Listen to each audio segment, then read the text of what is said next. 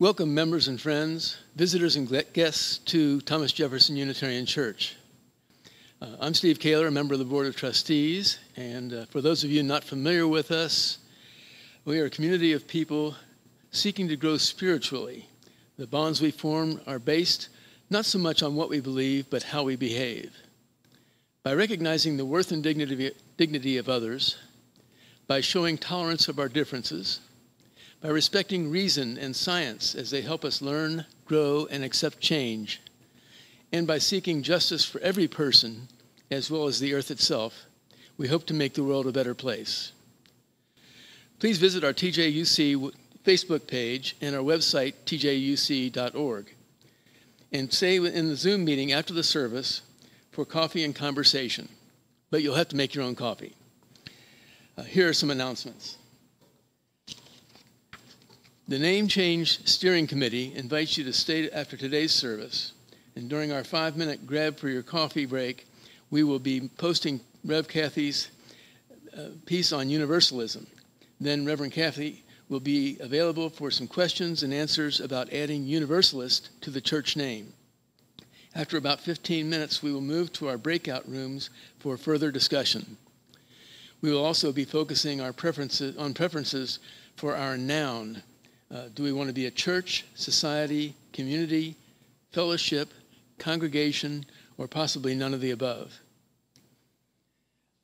Also, join us for coffee chats Monday through Thursday from 9 to 9:30 and a happy hour on Friday at 5. The links are on our website, and we're always happy to see a new face. This Wednesday, our special guest will be our own member, Margaret Constant, who will talk about her self-published book available on Kindle, One Woman's Journey, Reflections on Life, Self-Discovery, and the American Northwest. And finally, the majority of fall 2020 open campus classes will begin the week of September 28th and will be conducted remotely using Zoom. Please learn about and register for these classes by going to the church website. Thank you. Community that we build together and to honor our heritage as Unitarian Universalists. If you have a candle or chalice handy, please light it as we read our chalice lighting words together. Children and youth in your homes are warmly invited to act as chalice lighters today. We say together, across the distance, the light from within me shines, sending love to all. Across the distance, your light is fuel that warms me and helps to keep my own light burning. Together, we keep the flame of community burning bright.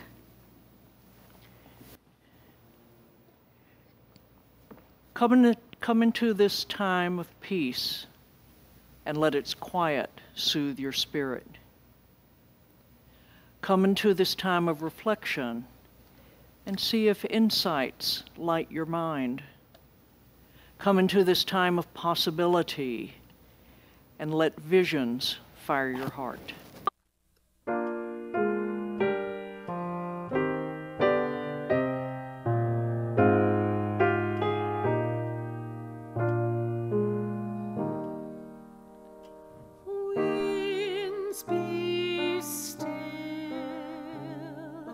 Storm clouds pass and silence come. Peace grace this time with harmony. Fly, bird of hope, and shine, light of love, and in calm let all find tranquility.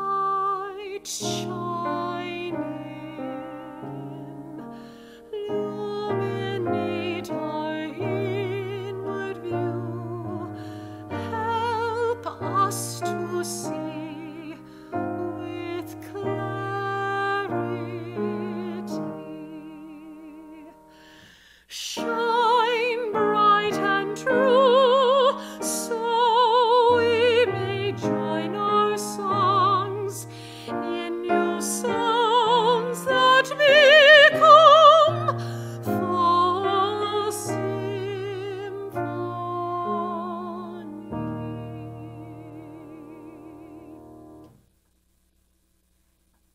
It's our wonder box.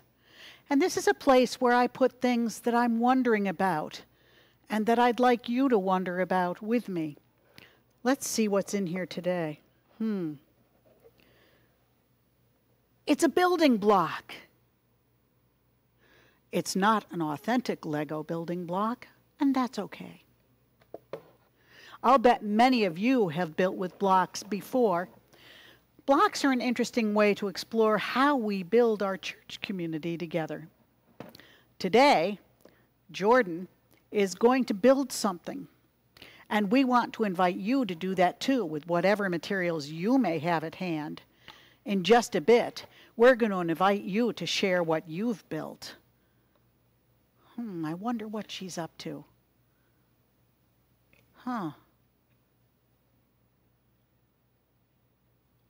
Well, this is interesting. Oh! What happened? Oh!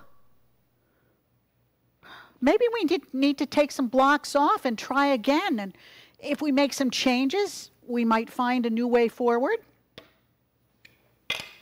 Sometimes it's important to look at what we're trying to accomplish and see when we need to change our approach. When we think about building something, it helps to think about what the foundation of what we're building is, to wonder about what everything else we value rests upon, to wonder about how the parts are connected.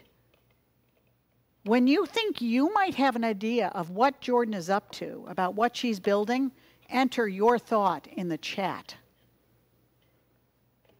Well, this is getting really interesting.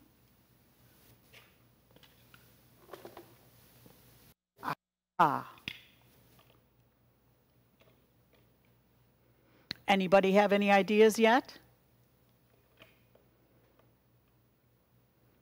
Well, surely somebody has come up with this.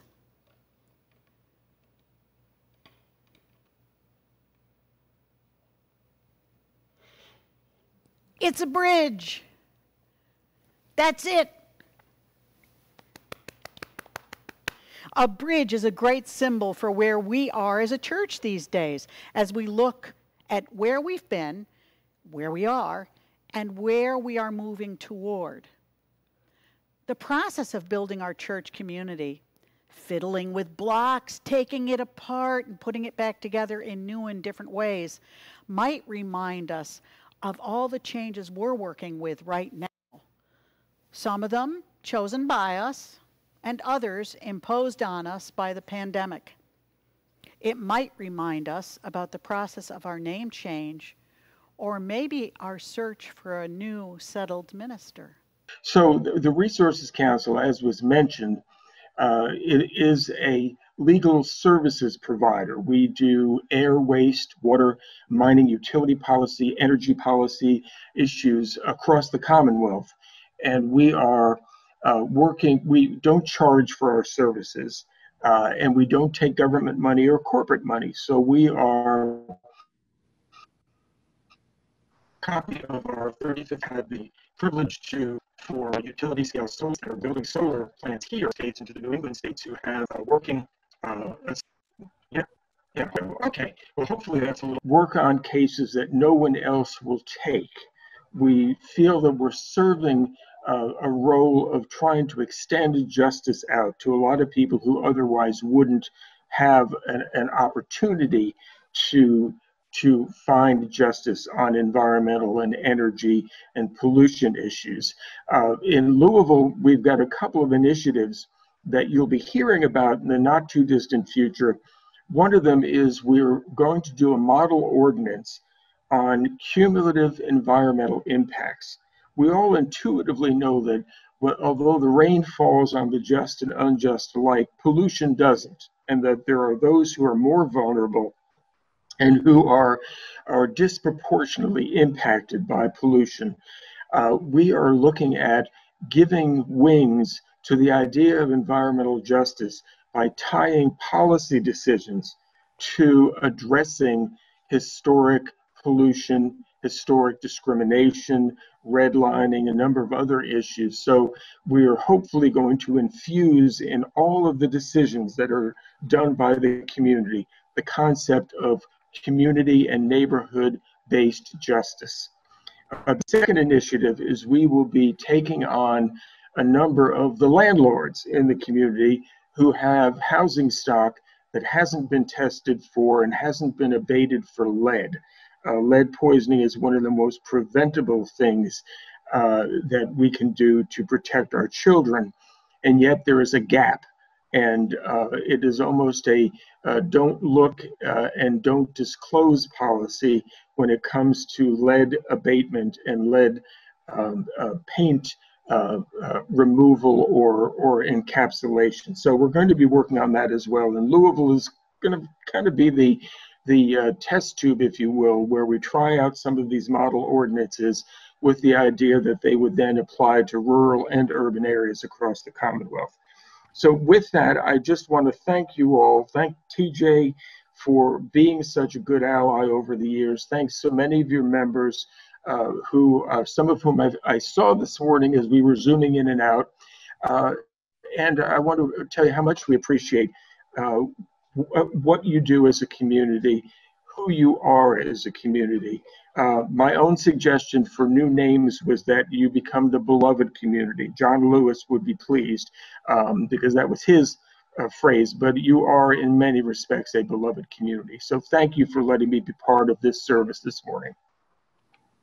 Good morning. Today's special music is called Les Chemins de l'Amour by Francis Poulenc. Chemin de l'Amour is all about going and looking for the paths of love, and they're no longer there. They were paths that were hard, they were paths that were filled with passion, but albeit they are gone. It's about remembering, always carrying a memory with you, but figuring out how to move forward.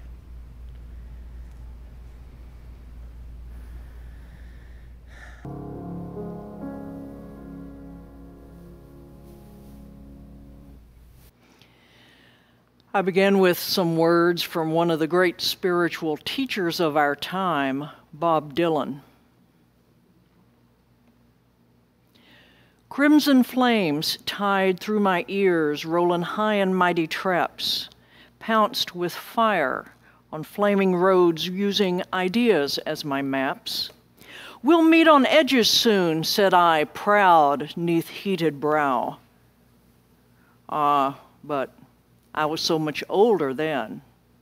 I'm younger than that now.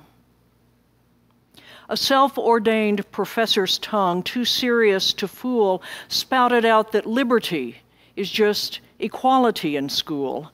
Equality. I spoke the word as if a wedding vow. But I was so much older then. I'm younger than that now. Yes, my guard stood hard when abstract threats, too noble to neglect, deceived me into thinking I had something to protect. Good and bad. I define these terms quite differently, somehow. But I was so much older then. I'm younger than that now.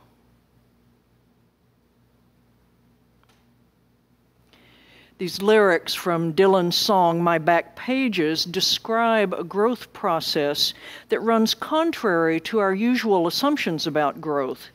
We expect that growing involves getting bigger, stronger, smarter, better in most every way. Human physical growth also inevitably involves getting older. But Dylan mixes up these assumptions. He talks of a level of knowledge and clarity and strength in speaking truth that is present at the beginning of growth. Growth through time, he says, involves losing that knowledge and clarity. so that one might feel as if one is growing younger because truth seems more elusive. So instead of being young and knowing very little, then moving into age and knowing so much more, Dylan suggests that our assumptions are backwards, that we initially believe ourselves to have the knowledge that supposedly comes only with age. We lose hold of that knowledge as time passes, so that we might feel as if we're getting younger because we seem to know so much less.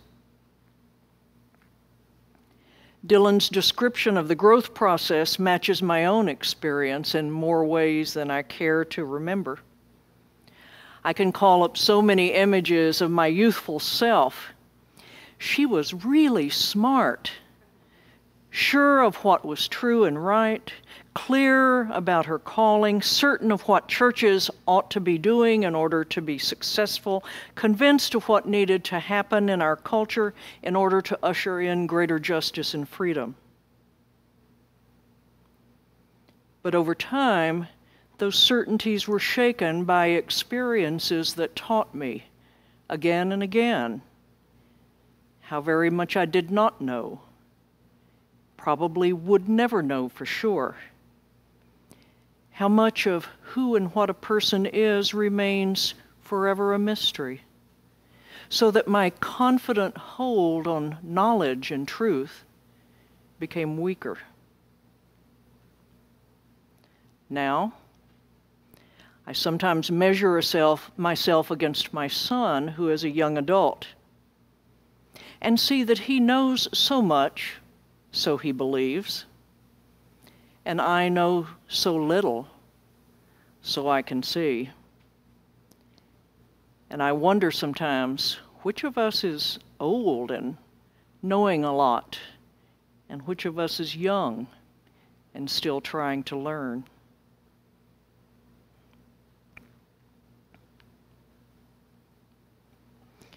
One of the hardest aspects of the pandemic may be its constant reminder for us of how very much we don't know. Our understanding of the coronavirus changes frequently. The predictions of how long this will last change frequently. The prospects for a return to our former ways of life are set off in some undetermined future that we're not assured of reaching anytime soon. Unknowns, daily unknowns, requiring us to adapt only to learn a couple of weeks later that the adaptations we made are not valid any longer. Some sort of overwhelming change and growth is being asked of us by the universe. And whether we will respond correctly is an unanswered question. And as if all that were not challenging enough, those of you joining the service this morning carry the additional challenge of being part of a church that is in transition on all sides, with everything from your style of worship, to your staff, to your building, to the people who make up your community changing. Some of the changes come in the form of something or someone added. Others come in the form of something or someone removed. Even your very name is changing, so that the longer this interim time lasts, the less likely it seems there will be even one corner, one aspect of this church which is not different from what it was the day you said goodbye to your beloved former minister. Where is there an end to it? Can something, somewhere, just stay the same?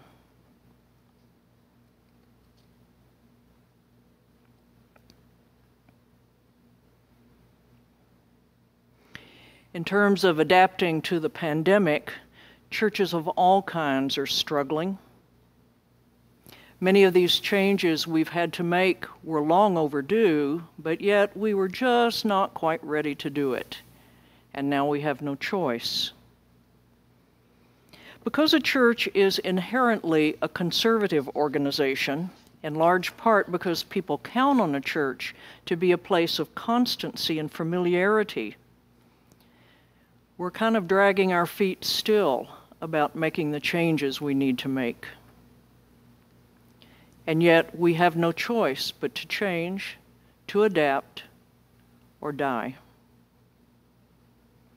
And the hope is strong among churches, including strong here among all of you, that it will be possible somehow, as a result of all the changes we're making, through the change a new minister is going to bring, the hope that the church will grow. All churches of all kinds have watched their numbers plummet as succeeding generations find church irrelevant or unnecessary, a relic of the past. Unfortunately, growth does not magically happen just by wishing for it in a church. Specific steps, many of them uncomfortable and unwanted, have to be taken thoughtfully for growth to happen, whether that growth is in numbers of people attending Sunday services, in numbers of families seeking out a church home, growth in the strength of bonds between people, growth in spiritual maturity. Because we tend to see growth as an unqualified good, the fact that growth could be unsettling can remain outside our awareness of it. Because we often think of growth as something simple and natural and incremental, like a tree adding rings each year, the fact that growth could be painful and involve loss can also remain outside our awareness. So the question comes, if we desire growth, what are we willing to endure, to sacrifice, for that growth to happen in our church, in our home, in our work, in our life, in our heart? Whether the growth is something as concrete as more new members, or something more elusive as justice in our community, or more responsible relationships with the environment, wherever we want growth, what are we willing to lose for that growth to happen?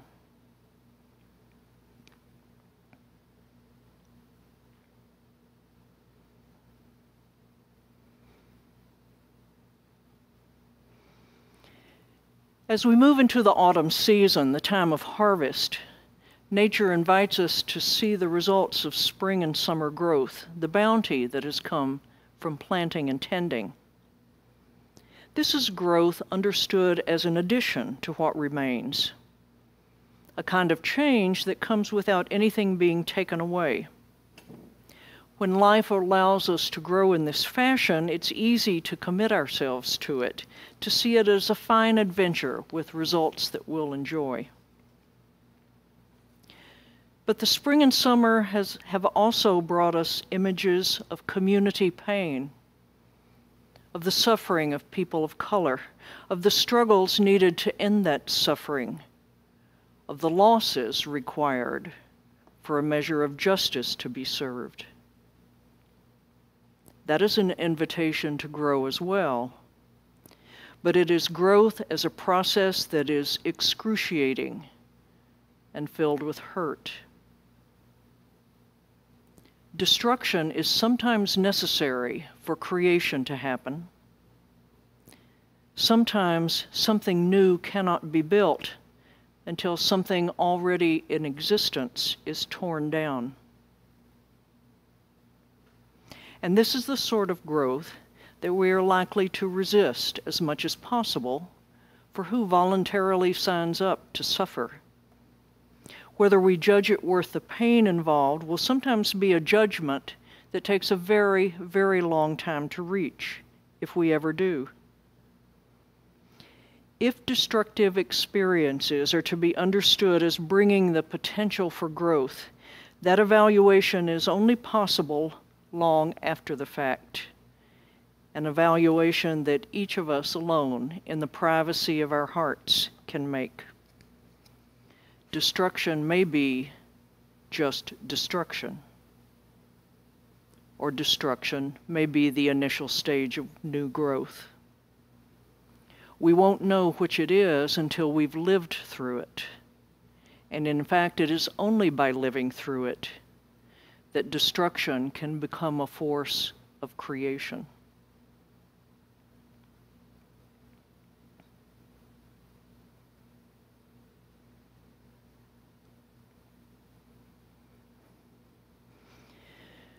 One reflective exercise that shows up often in conferences or classes, and it's part of your Facebook page, is the exercise of drawing a timeline on which one captures key experiences one has lived through. Though we might draw the line straight, the fact is that few, if any of us, march straight through our lives, from childhood through adolescence, through college, into work, into family, into retirement, and so on.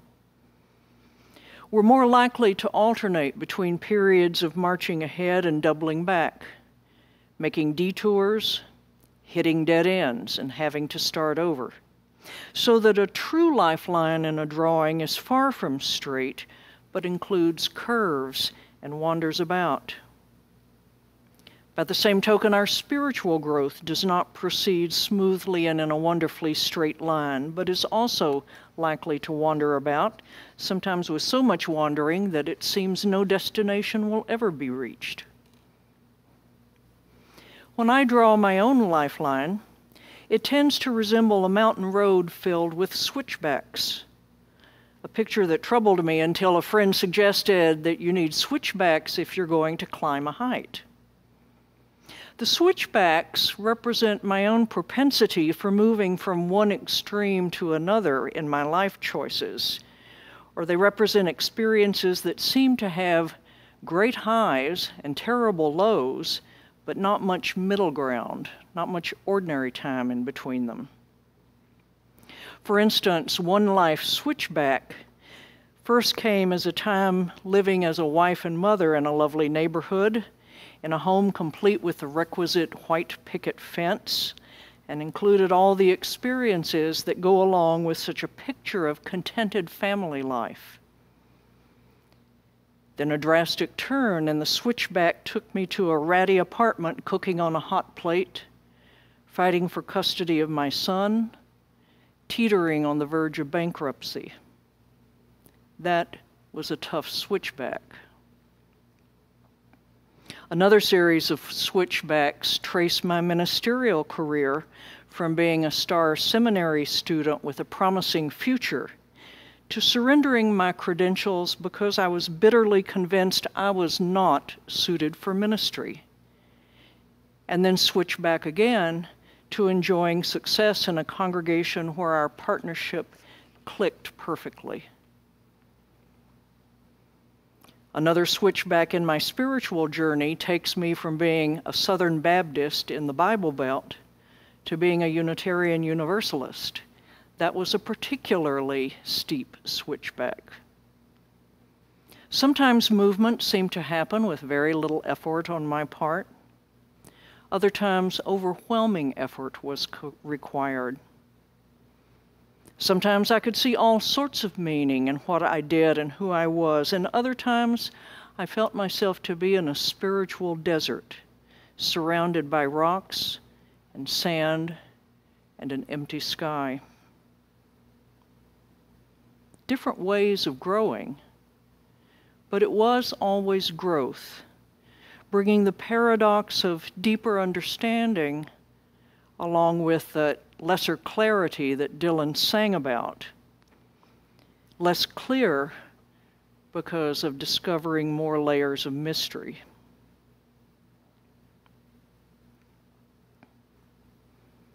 I believe we are living now through a kind of massive global switchback with our pandemic, a massive cultural switchback with protests and a bitter election pending.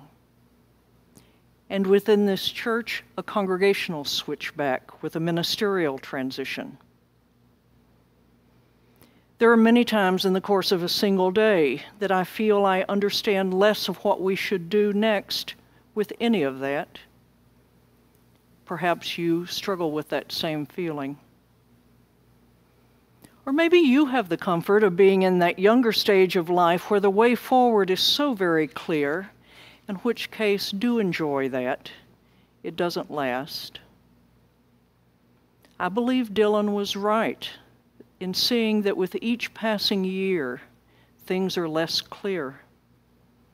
Yet the trade-off is that if we remain open and flexible, each passing year can also bring growth and wisdom, deepening meaning, resilience for times such as we're enduring now when everything is in a state of upheaval.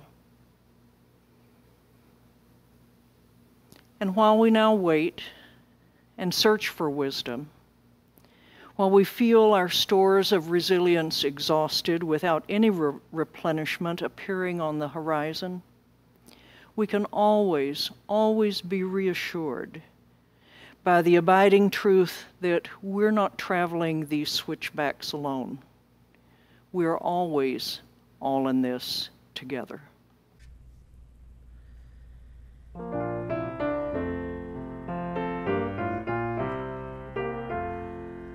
Sometimes in our lives we all have pain, we all have sorrow, but if we are wise, we know that there's always tomorrow. Lean on me when you're not strong, and I'll be your friend. I'll help you carry on, for it won't be long till I'm gonna need somebody to lean on. Please swallow your pride if I have things you need to borrow, for no one can fill those of your needs that you won't show. Lean on me when you're not strong, and I'll be your friend. I'll help you carry on, for it won't be long till I'm gonna need somebody to lean on. If there is a load you have to bear that you can't carry, I'm right up the road. I'll share your load if you just call me. Lean on me when you're not strong, and I'll be your friend. I'll help you carry on, for it won't be long till I'm gonna need somebody to lean on. Just call on me, brother, if you need a hand. We all need somebody to lean on. I just might have a problem that you'll understand.